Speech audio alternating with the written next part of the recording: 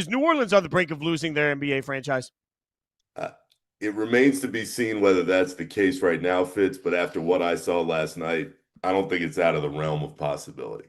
When you follow the Warriors, as I am doing again now after doing it years ago, it is a traveling roadshow. It is the biggest joy that the NBA can offer because so many people come out of the woodwork to see Steph Curry and to see Draymond and to watch that group because of what they represent, all those championships through the years. To see a town that is so apathetic towards basketball and its own team. I mean, Fitz, the key here is the Pelicans are terribly run. They've never found success. Zion's always hurt. Anthony Davis was hurt before him. Okay. But Steph is supposed to bring a full house and bring joy and bring all kinds of fans there to see him.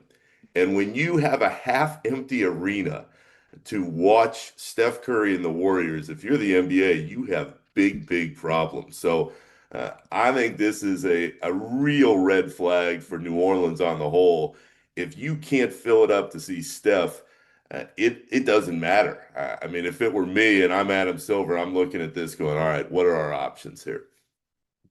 It's a flawed franchise for sure, but you bring it up. Everything that Steph does, everywhere he goes, everything he says is newsworthy. And the most recent thing that we learned a couple of days ago is that Steph was cutting ties with his partnership with Under Armour. From a shoe perspective, from a basketball business perspective, what does this mean and why is it such a big deal? Caroline, what it means is that Steph is going to enjoy being a free agent for the first time with shoes in a long, long time. He was sitting up there the other night in San Antonio, kind of smiling, like, "Yeah, I'm gonna take my time. I'm gonna see how this goes." But for Under Armour, we're talking about bad signs for the league and for New Orleans. For Under Armour, this is terrible. I mean, he was the face of everything that company did. No matter where you go in the world, if you saw Under Armour, somebody would mention, "Oh, Steph Curry," and now you take that away, and he has his own Curry brand, and he will inevitably sign with another shoe company and have that tie-in. But I think this is just a terrible moment for that play specifically. Steph Curry, and this is much broader than just basketball, but he brings a lot of joy to a lot of people with the way he plays, with the way he carries himself.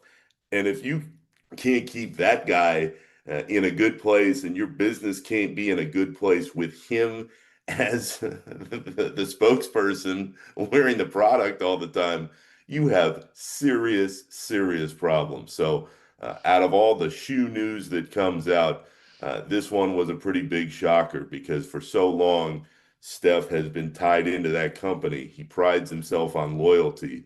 How bad could it have possibly gotten behind the scenes that would allow for the breakup here? All right, let's go to some positive here for Golden State.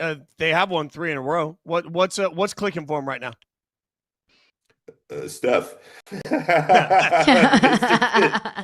I That guy is so good when he still wants to be and can dominate at such a high level that it makes everybody else around him go, all right, if he's working this hard and he's playing this well, we need to follow suit. And when you look at the last week for the Warriors, I mean, guys, things were about to break apart there in Oklahoma City. Draymond is questioning how badly everybody wants to win. There was friction internally for a little bit, and then Steph goes out and drops 46 on Wemby on Wednesday and follows that up and drops 49 on him on Friday night. I mean, the Pelicans are terrible. They won that game just going through the motions last night. But the reason why the Warriors have found a little bit of a rhythm here is because Steph is still at the peak of his powers. And that's why bringing it all full circle, that's why it's so concerning when you don't have fans going out to see him because he's still that good. And Fitz, there were two standard bearers, figureheads for the league for so long. It's Steph and LeBron. LeBron is still, to me, the second best player who's ever played, but he's not at the peak of his powers anymore. He's okay. He's just not at the level he's set. Steph is. Steph is still incredible. And that Warriors team got it shipwrighted because he found a way to impose his will on those last few games. And he wanted to remind everybody, hey, I'm still the baddest dude there is. You've covered the Warriors before. You're back on covering the Warriors again. How does this vibe and this energy and this sort of competitive nature of this team compare to the Warriors that you've covered in the past? I think the biggest difference is they don't have the pure talent as that old iteration. And that's because they don't have Kevin Durant. And Kevin Durant is uh, incredible still in his own right, but when he was with that group, he just gave them a completely different dimension. But Fitz, with this group, what'll be interesting is how does Jimmy Butler, as the year goes on, try to find his own rhythm and his own way within the framework of this group? I've been fascinated to kind of watch that angle because I've followed Jimmy for so many years in so many different places. I really think he enjoys being out here. I don't think there's going to be any kind of issue behind the scenes because he wants to win a title and he knows this is his last best shot. And he knows what Steph and Draymond have built within this team for so many years. It's just going to be really tough for them in the Western Conference because the Thunder are the best team going, having just saw them the other day. And I think that the Warriors would really struggle against Nikola Jokic and the Nuggets because that dude is just incredible with what he does every night. But as far as how the Warriors are built and the mentality, it's right there. And the reason it's still at such a high place is because nobody wants to let Steph Curry down. They see what he does. They know how well he's still playing, and they want to put in the work and the effort that he does. And they want to do what everybody else needs him to do because they want to win one more time for him. Let's stick in the West, a team that looks like a far cry from a contender in this stacked Western Conference, but is in the headlines nonetheless, and that's Dallas.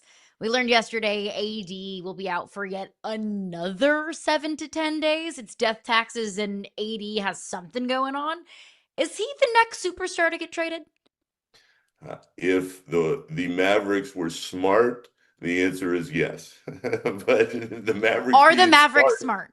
Yeah, I mean, we could do a 7-hour dissertation on all the different moves that we've seen that would not lead us to believe that that was the case. But Caroline, if you're seeing the way Dallas is going right now, absolutely, I think that's the move. But if you're one of these other teams that's going to trade for AD, how could you look at the last few years and feel confident that everything would fall into place? He's still a hell of a player when he's out on the floor, but is he going to be out on the floor? From a baseline level, though, the Mavericks have been so mismanaged, and the Nico Harrison thing is finally done, and we've gone on and on about the Luka deal. They are a mess, but they're a mess of their own creation.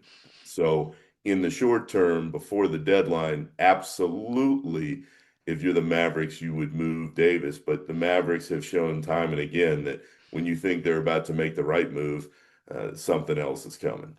All right, well, let me be the contrarian for a second, Nick, because like all I keep thinking about is you mentioned OKC, and I've said it on this show repeatedly. Like the best teams in the league are young talent that are drafted together and developed together. Like, what is even trading for AD? Because you mentioned the Mavs would be smart to get rid of him. How much value does he have? Is AD really going to bring somebody a championship in the way that modern great teams are constructed? Fitz, the answer is no. And I think it's a really good point, and it's what happens a lot in the league. Fans especially see somebody's name pop up on the trademark and they go, oh, gotta get this guy. Are you kidding? Plug this guy in with whichever team and off to a championship we go.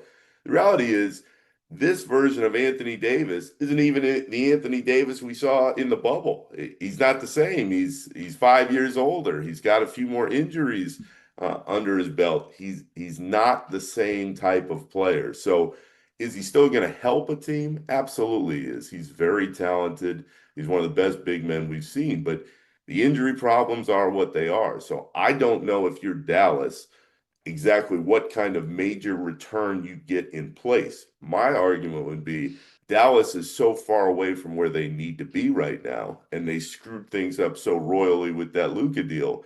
Just pull the Band-Aid now. Get whatever you can back, build around Cooper Flag, and then see what you can do moving forward. The longer you wait and you say, let's see what happens, and let's see if he can play his way back into something a little bit more, the longer you are delaying reality and delaying what you need to do. And I'll give you the perfect example sitting here in New Orleans. Zion cannot stay on the floor. It's been shown time and time again. Instead of moving him, though, before the year and getting whatever you can in return, Joe Dumars comes in and makes that deal for Derek Queen, gives up a pick next year and says, I don't know, Zion's our guy. You got to move Zion. Zion is not going to be the future face of your team. I don't know if he's going to be the face of anybody's team. He's just not good enough. His body won't allow him to stay out there. The sooner you come to accept what you need, the better off your franchise will be. And in the most predictable news of the weekend, we saw Bronny in a Lakers uniform and LeBron in the G League, just like we all expected. Oh, yeah, But it's LeBron's perfect. back. We all saw that in our crystal balls, didn't we? Just yet another case of nepotism. LeBron coming to practice, with Bronny, his son, but he is coming back to practice. What do you expect from LeBron as he gets back out there? Oh my gosh. Caroline, all I'm thinking is and seeing is my boy Dave McMenamin going to some G League practice being like, oh my God. What is happening in the What's world? going on? What am I doing here? But I'm I the think Twilight Zone. the reality with LeBron is I felt for a while that this is probably his last year. I think he is still a really, really good player. He's just not the type of game changer night to night that he set the standard of for so many years. So uh, I would expect when he gets out there for him to be the type of guy who can still change games here and there through the years. But when you've played as long as he has, there's only so much more that you can do. And that's why I laugh when the Lakers got hot, a couple weeks ago, and people were going, "Oh man, wait till LeBron comes back and everything gets rolling."